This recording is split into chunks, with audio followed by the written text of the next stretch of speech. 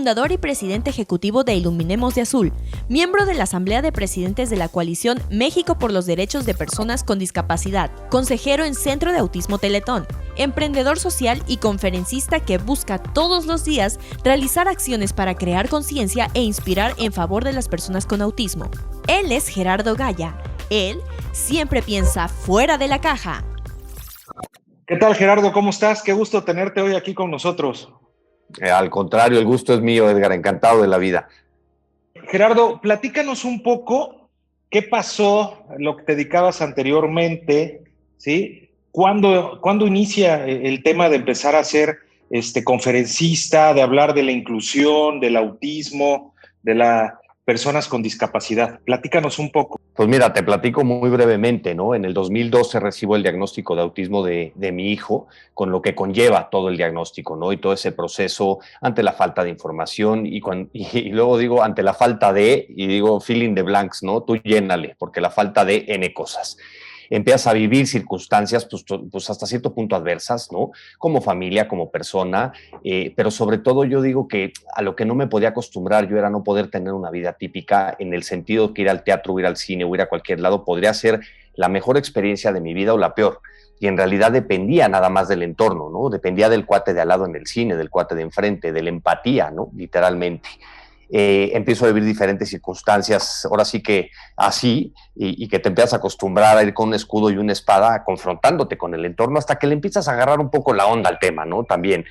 Y también en una de estas experiencias que vivo, pues la verdad casi termino a guamazos, y la historia corta es que casi termino a guamazos subiéndome un avión con uno de los pasajeros, y es un poco donde vivo este turning point, ¿no? Decido y tomo la decisión ante mi frustración de no haber hecho pues prácticamente nada, porque me paralicé, decido que si por mi cuenta cabe, el 2 de abril no volvió a ser igual, ¿no? El 2 de abril es el Día Mundial de Concientización del Autismo.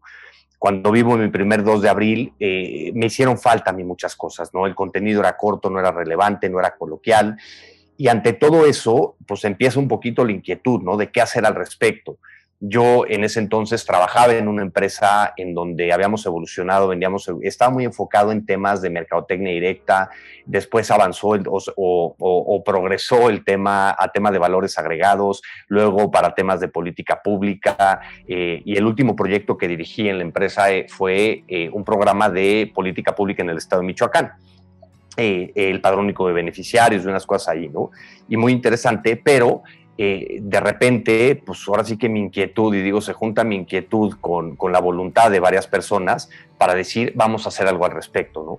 Hago un evento en un tema muy controversial que puede ser hoy, en un tema muy poco convencional, en el toreo, que se llamó El Toreo se viste de azul, que hicimos un evento de recaudación de fondos para una fundación, hicimos una campaña de concientización alrededor del tema con una estrategia muy buena, el primer evento que había hecho en mi vida, nunca había hecho un evento, y no estábamos preparados para el éxito, yo digo el éxito relativo, pero no estábamos preparados en hacer lo que habíamos hecho. Incluso después de terminar el primer evento a mí me preguntaban, oye, y si tú hubieras sabido la magnitud de lo que se iba a hacer, lo hubieras hecho, y digo, desde luego que no, me hubiera dado el mal del avestruz y encajo la cabeza en la arena, y yo estaba, ahora sí que yo estaba muy contento en el anonimato, ¿no?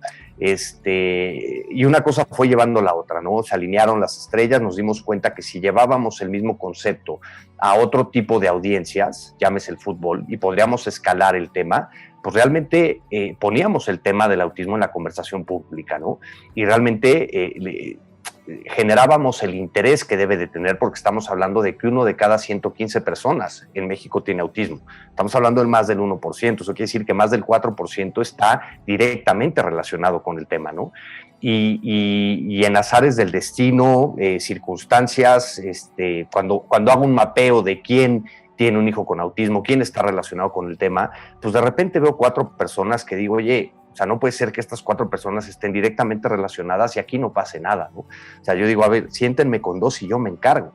Y por andar entre de hocicón y de inquieto, pues de repente estaba sentado con la Federación Mexicana de Fútbol proponiéndose el proyecto, y de ahí, pues, agarró ahora sí que una dimensión, pues que en 60 días me convertí en vocero de la causa, acabé con el presidente Peña Nieto firmando una ley, dando un discurso en Palacio Nacional, y la verdad en una experiencia increíble, ¿no? La verdad, pero muy rápido, y que me agarró a mí como decir, oye, ¿y esto qué hacemos ahora, no? Y posicionamos, pues ahora sí que pusimos el tema del autismo en la conversación pública, le dimos mucha relevancia, ¿no? Se posicionó Iluminemos de Azul como una organización referente en México y de ahí, pues a construir de arriba para abajo, ¿no?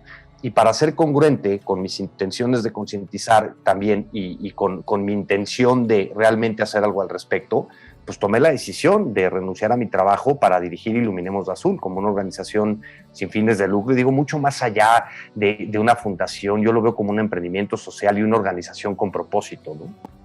¿Cuáles fueron las principales barreras que antes de que dieras este gran paso, esta situación, esta explosión que se dio por lo que nos estás platicando, ¿sí? Y empezar a construir de arriba hacia abajo, ¿cuáles empezaron a ser las principales barreras? Y en el entendido que la primera barrera fuiste tú mismo, en lo que entendías todo el proceso, en lo que asimilabas, me imagino que el tema del dolor, la ansiedad, es inimaginable, ¿no? El no tener la pastilla o el proceso para poderte quitar eso, pero ¿qué barreras te encontrabas en la sociedad, en las empresas, en la escuela, con los familiares? Mira, de todo tipo, aunque al mismo tiempo te puedo decir que yo digo que cuando se cierra una puerta, se abre la ventana, ¿no? Y si no te la abren, pateala.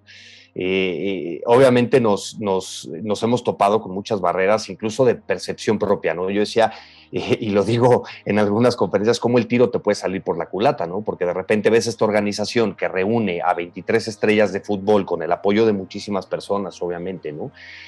A 99 futbolistas de la liga, la selección mexicana de fútbol, y arma una campaña que puede ser hoy pues de las más relevantes que se ha hecho en América Latina de temas de autismo.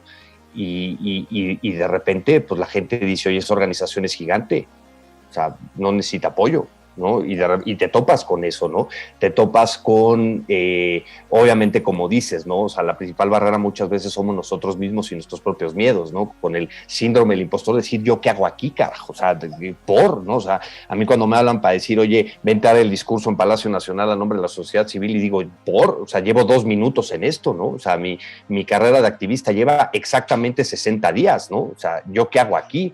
Y de repente todo eso, pues obviamente se empieza a convertir, pero también al mismo tiempo, sí el donante, sí la comunidad, sí por supuestamente todo, pero al mismo tiempo el no haber tenido nada de experiencia, y digo nada de experiencia en el tema de sociedad civil o de organizaciones o de fundaciones, también se convirtió en un asset muy importante, ¿no? Y en pues en un decir, ¿por qué no? O sea, ¿por qué no vamos a intentar esto, no? O sea, ¿por qué el modelo de filantropía tiene que ser así, no? Y a partir de ahí, pues estar, no sé, o sea, tratando de retar esos paradigmas en lo que hacemos y en el cómo lo hacemos, ¿no? Obviamente te enfrentas con 20,000 barreras de cómo usted estableció el modelo de filantropía, qué buena onda soy, te ayudo porque soy muy buena onda, ¿no? Pero así de esta manera, ¿no? Y yo lo que digo mucho luego también cuando hablamos con organizaciones o cuando hacemos campañas, digo, tú nunca puedes permitir que el donante dicte el rumbo de la organización. El donante no es tu cliente para que él trabajas es tu comunidad, son las familias de personas con autismo. Entonces también de decir, a ver, ¿qué necesita la comunidad? Identificar todos los stakeholders y actuar para ellos, ¿no? Y obviamente sí oyendo al donante decir, oye, sí, pero, es que, ¿por qué no trabajas más con niños con autismo? Por ponerte un ejemplo, ¿no? O ¿por qué no trabajas más con los adultos? Oye, si no, porque no me da la vida, ¿no? Entonces, o sea, barreras muchas, pero al mismo tiempo es increíble que cuando buscas un propósito mayor, cuando estás actuando no por ti, literal, porque además lo digo mucho, si yo hubiera buscado que el principal beneficiado de mi trabajo fuera mi hijo en el corto plazo, pues tendría un centro terapéutico, ¿no? Me hubiera dedicado a temas de inclusión escolar, punto.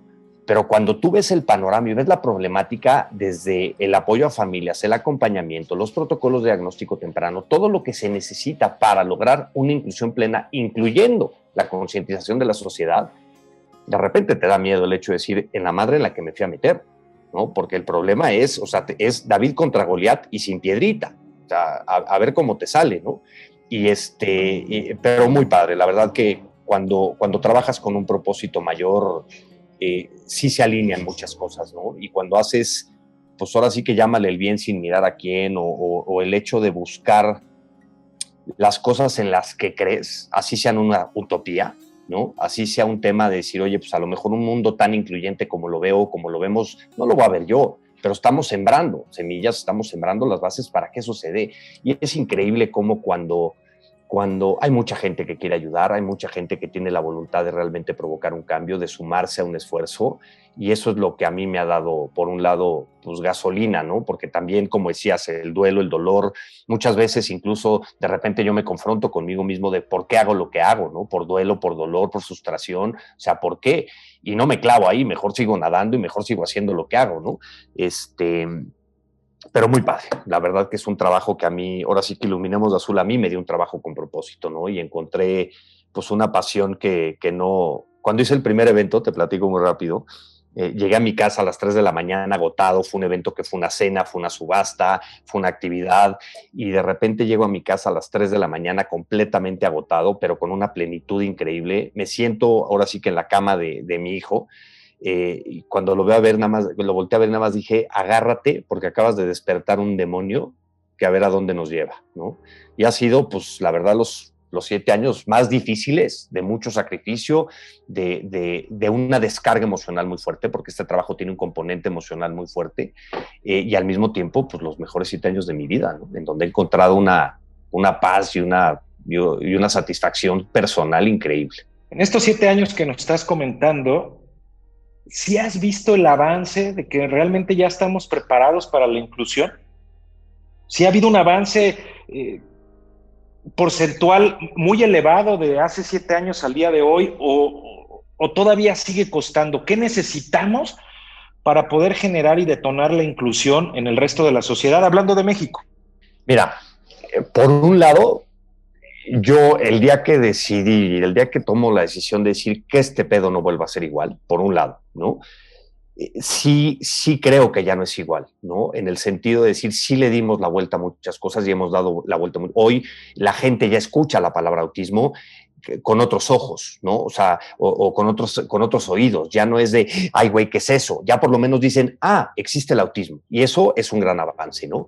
Hemos visto y hemos sido testigos de cómo tanta concientización empodera a familias, ¿no? Ha provocado un diagnóstico más temprano del que teníamos. En diferentes sondeos y encuestas que hemos hecho. Veíamos que el diagnóstico promedio a lo mejor era de 4 años y medio y hoy estimamos que es de 4, 3.8 meses. O sea, hemos ido reduciendo muchas brechas, ¿no? Pero al mismo tiempo nos faltan años luz, ¿no? Como decías, ¿estamos preparados como sociedad para entender la inclusión? Tristemente no, ¿no? Y te lo digo tristemente no, porque de repente todo el trabajo que hacemos voltamos para atrás y dices, chin, mano, para ver un encabezado o para ver algún político hablando del autismo, de la tal, o sea, cuando ves eso dices, híjole, ayúdenos tantito, ¿no? Pero al mismo tiempo, cuando ves una comunidad mucho más empoderada que antes, con papás mucho más abiertos a hablar del tema, con una sociedad más interesada, con algunas empresas más interesadas, dices, bueno, por lo menos vamos bien. Y yo digo que, bueno, lo malo de ser idealista en este mundo, ¿no? Siempre estás esperando lo mejor y crees que estás esperando lo mejor, y al mismo tiempo, pues el ser idealista también tiene las ventajas, porque pues a las circunstancias le cuesta mucho trabajo tirarte, ¿no? Cuando te dan el diagnóstico y estás sentado, ansioso, me imagino que hubo una implosión dentro de ti, ¿sí? ¿Qué pasó con el Gerardo que llegó y con el Gerardo que salió? ¿Realmente eso activó? Ahorita dijiste, híjole, acabas de despertar al Kraken, ¿no? Sí, pero interiormente, ¿qué detonó? ¿Qué explotó? ¿Qué pasó en esos momentos? Mira, yo lo ejemplifico como si estás sentado y te dan un sartenazo en la jeta, ¿no? O sea, literal, así de coloquial, ¿no? O sea, de repente es pum, el mazazo, tu hijo tiene autismo y dices, ¿qué es eso? ¿Cómo se come y qué hago con ello, no? Ahora sí que, ¿qué hago con la información que me estás dando, no? Obviamente fue un mazazo, ¿no? Sí te puedo decir que obviamente como familia fue muy difícil asumir el diagnóstico, pero al mismo tiempo fue una oportunidad para mí de entender muchas cosas, ¿no? Y obviamente, como dice Simon Sinek, el tiempo es el gran revelador de la verdad, ¿no? Y el día que salí de Palacio Nacional de dar el discurso, que me paré en la plancha del Zócalo, volteé para arriba y dije, explíquenme lo que acaba de pasar con mi vida, ¿no? Ese momento, vamos, me acuerdo hasta lo que olía el consultorio en el que estábamos, ¿no? Y obviamente fue muy difícil, pero al final del día para mí no cambió nada, Edgar, en el sentido de decir, una condición de vida o una clasificación diagnóstica no define a tu hijo, no define a mi hijo. En el hecho de decir, el autismo no define a la persona. Podrá condicionar muchas cosas, pero no la define. Y para mí fue, o sea, a lo mejor ese ¿cómo te diré? Ese duelo inicial, ¿no? Que luego yo cuestiono mucho el tema del duelo, pero ese duelo inicial a mí me duró muy poco, en el sentido de que salí y dije, bueno, sí, salimos medio devastados y decir que ahora qué hacemos y vamos a buscar las mejores opciones y vamos a hacerlo lo mejor que podemos, ¿no? Tuve mucha suerte de a la semana estar con uno de los, creo, buenos conferencistas en el tema, un Michael Alessandri de la Universidad de Miami, que lo trajeron a México y nos invitaron por circunstancias. Pero cuando me di cuenta del reto que teníamos, también me di cuenta de la oportunidad que teníamos, ¿no? Porque al final yo digo que la paternidad de un niño con autismo es llevada al extremo, es la paternidad llevada al extremo, porque es lo mismo, ¿no? Yo como papá quiero exactamente lo mismo que tú si tienes hijos o que cualquier persona. ¿Qué quieres? Calidad de vida y vida independiente, punto. Yo también, ¿no? Y a partir de ahí decir, bueno, ¿qué vamos a hacer para al final del día sacar lo mejor de él? Y lo que tenemos que hacer como familia y como papás, que digo, no estamos descubriendo el hilo negro, pues ser la mejor versión de nosotros mismos como padres para sacar lo mejor de nuestros hijos y punto, ¿no? Entonces, a mí me duró muy poco eso. Claro, vives, y cuando te digo que reto mucho el tema del duelo en la discapacidad y en el autismo, no digo que no exista, pero es muy diferente, porque cuando hablamos de duelo hablamos de pérdida. Cuando hablamos de pérdida ante un diagnóstico, ¿qué perdiste? Tus expectativas como padre. Porque la persona ahí está, o sea, ahí está, ¿qué vas a hacer al respecto, no? Claro, duele, porque latiguea, ¿no? Y es un tema infinito que no termina nunca, porque hoy puedes estar, y sacude constantemente, porque hoy puedes estar muy bien, hoy las cosas pueden estar muy bien, puedes tener un muy buen día con tu familia, con tu hijo y demás, ¿no? Y vas al cine y el cuate de enfrente, bueno, insisto, casi acabas aguamazos con él, ¿no? Y pum, otra vez, ¿no? Entonces, sí existe pues cierta frustración y cierto dolor permanente, pero al mismo tiempo, pues yo, para mí, y lo digo en mis conferencias, o sea, cuando a mí me preguntan, ¿odias el autismo? Digo, ¿cómo puedo ser capaz de odiar lo que ha sacado lo mejor de mí? O sea, si me ha llevado a mis propios límites insospechados y a romper barreras que yo tenía y a ser capaz de hacer cosas que ni por aquí me hubieran pasado, ¿no? Y sobre todo a tener la oportunidad de ser mucho mejor versión de mí mismo, como padre, como persona, ¿no? Para sacar lo mejor de mi hijo, que al final del día eso es lo que queremos todos. Ahorita comentaste el tema de reto, retadora, todas las situaciones que pueden pasar. Hace 7 años, y como ha venido pasando el tiempo, pues nunca habíamos pensado en que íbamos a estar en una situación como la que estamos hoy en la pandemia. Entonces, estás trabajando el día a día, quieres sacar y dar lo mejor de ti, y estructura para tu hijo, para que él esté de lo mejor, que todos estén lo mejor. ¿La pandemia qué ha dado? ¿La pandemia qué ha detonado en toda esta situación, en todo el tema del proyecto de vida que decidiste tomar hace 7 años? Una sacudida, terremoto espectacular que hoy lo puedo platicar con una sonrisa, ¿no? Obviamente ha sido, pues probablemente, o no probablemente, ha sido el año más difícil creo que y no solo mío y no solo de una organización, creo que de nuestra humanidad y nuestra generación sobre todo, ¿no?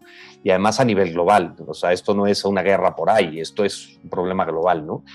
Y una sacudida tremenda porque nos vino a cuestionar cómo hacíamos las cosas, todo lo que hacíamos, ¿no? Y obviamente fue muy difícil el hecho de que nos agarró en marzo, abril es el mes del autismo, todo lo que teníamos planeado fue tíralo, reinvéntalo y redefínelo y rápido y pivotea, ¿no? Y ha sido un reto espectacular, es dificilísimo, que he tenido momentos y hemos tenido, mira, todos al final del día, ¿no? Como decías, vamos día a día y hoy te levantas totalmente esperanzado, ¿no? Quien está en temas de meditación o yoga, hace yoga, terminas, acabas de decir, sí, voy a ser la mejor versión de mí mismo hoy, chin, le acaban de diagnosticar a tu amigo COVID o al papá de tu amigo y el mazazo en la jeta otra vez, ¿no? Creo que estamos viviendo duelos constantes, ¿no? Y pérdidas constantes todos los días. Y no solo hablo de pérdidas humanas, no solo hablo de un ser querido, de pérdidas de las expectativas, de dinero, de negocios, de cualquier cantidad de cosas.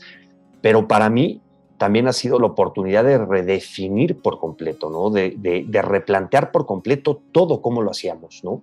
Y de pivotear para escalar nuestro alcance. Porque digo, a ver, si vemos, yo soy convencido de que el ser humano saca lo mejor de sí mismo cuando no tiene otra opción, ¿no? Después entendí que eso se llamaba resiliencia.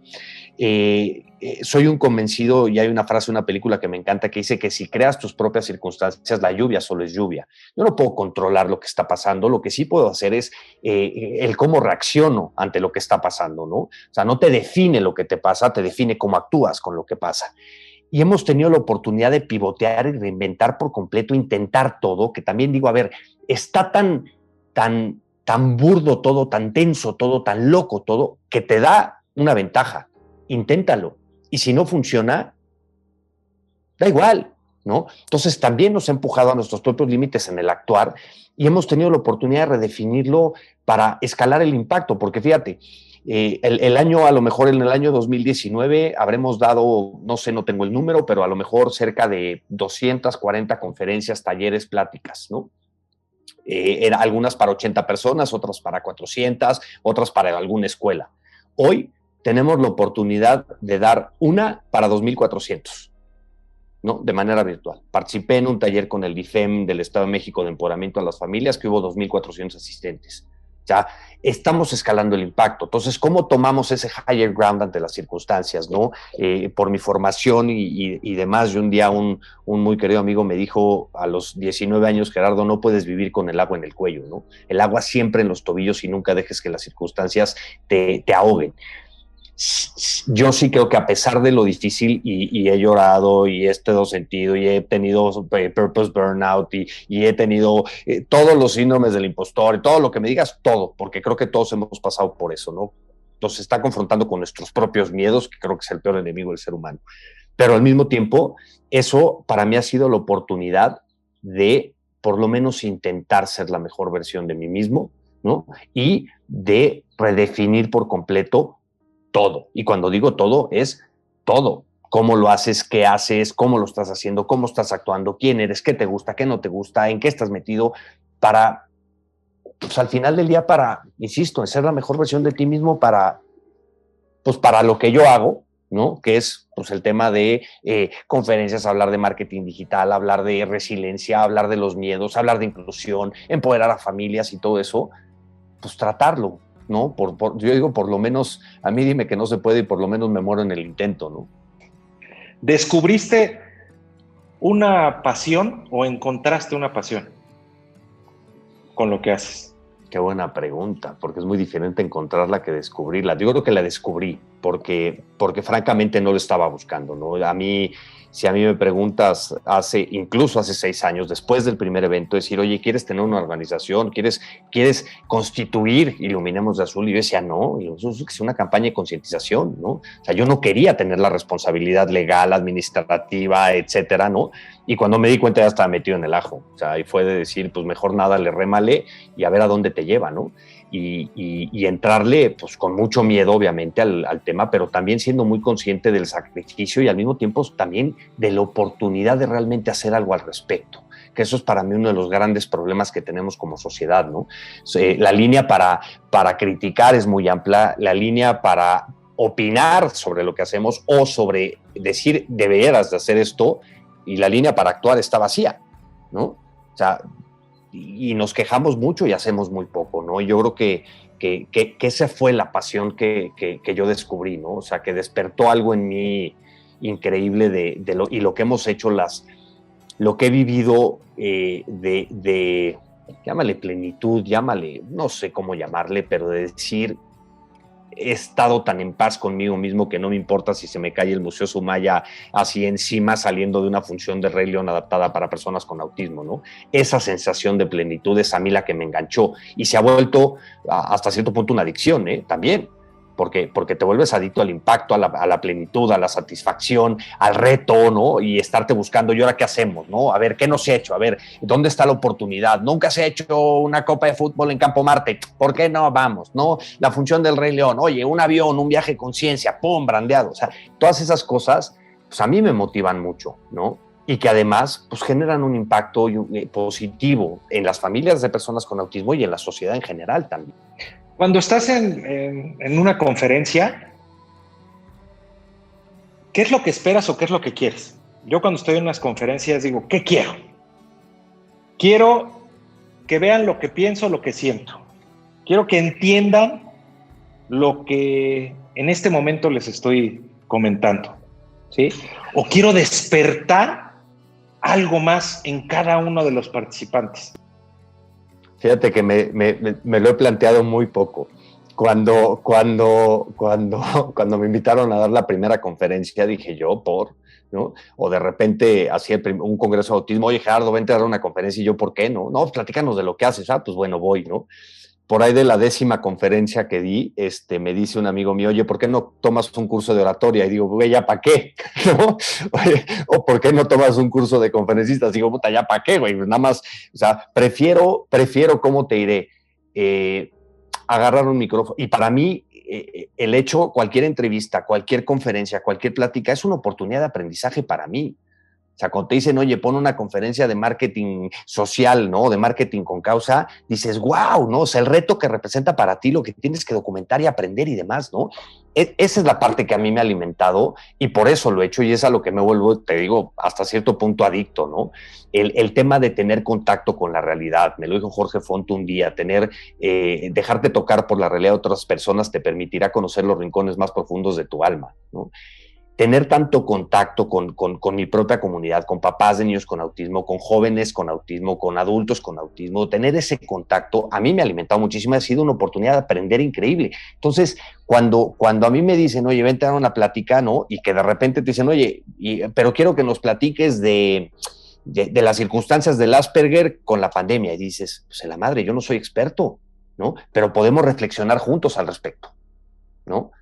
Entonces, para mí, más allá de enseñar, predicar o demás, para mí es una oportunidad de aprendizaje padrísima, de abrir mi propia mente, de transmitir un mensaje, ¿no?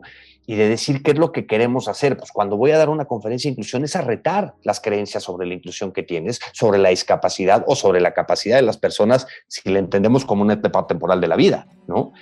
Entonces, esa es la parte que a mí me ha motivado mucho y lo que me gusta realmente de dar las conferencias, que nunca me he planteado el storytelling, ni el aha moment, ni el quién es el héroe, ni quién es el malo, ni quién es...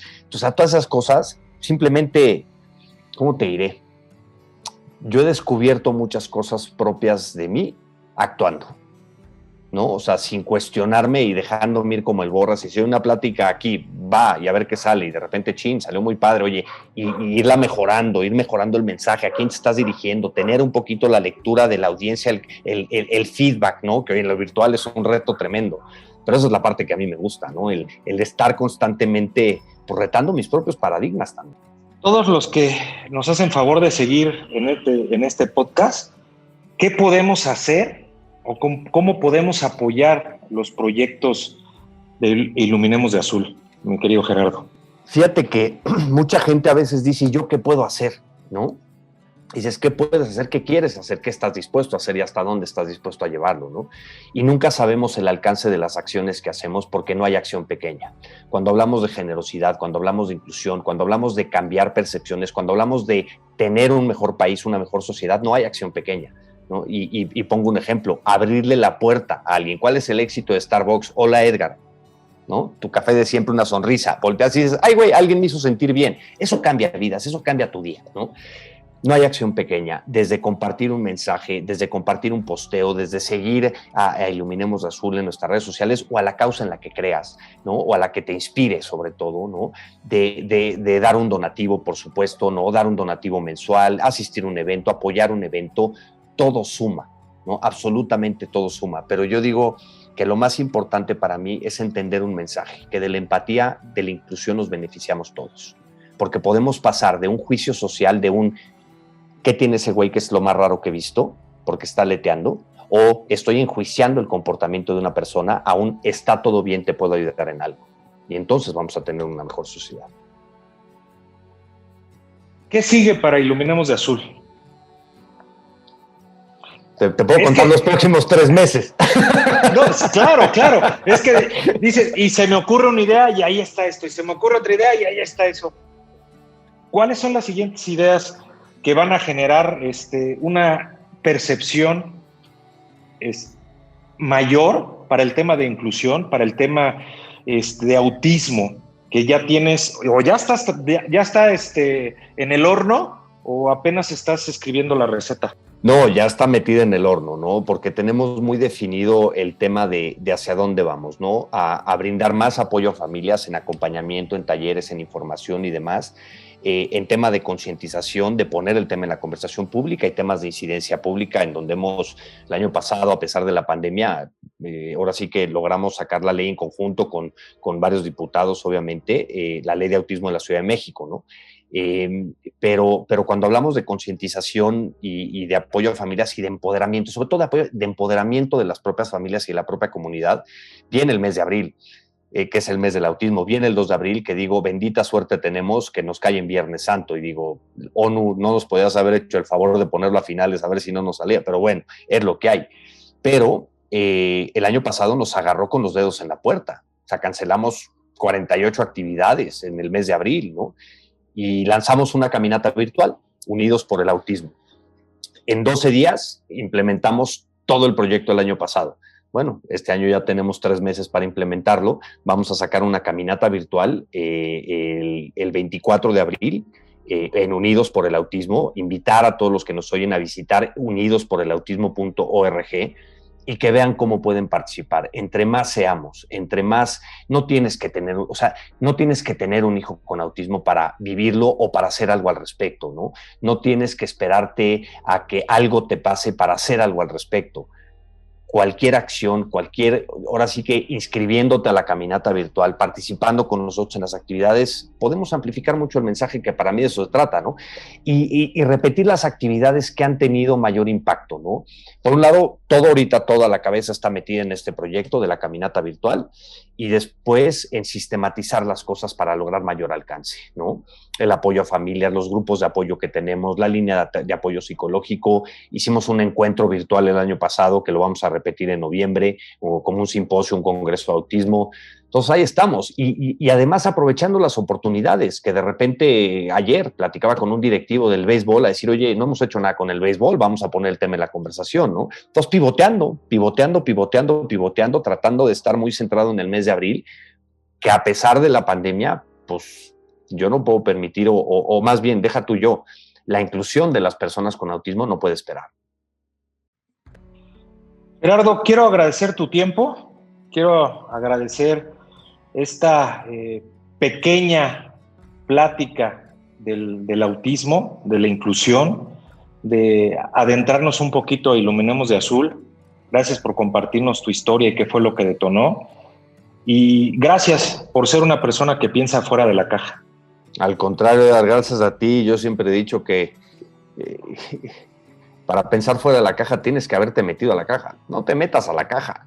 Y así de fácil, ¿no? Y cuando te preguntes por qué hacer las cosas, mejor pregúntate por qué no hacerlas, ¿no? Y encuentra ese fuego interior para sacarlo. Al contrario, muchísimas gracias a ti, encantado de la vida, y como verás, me encanta platicar de esto las veces que sea necesario.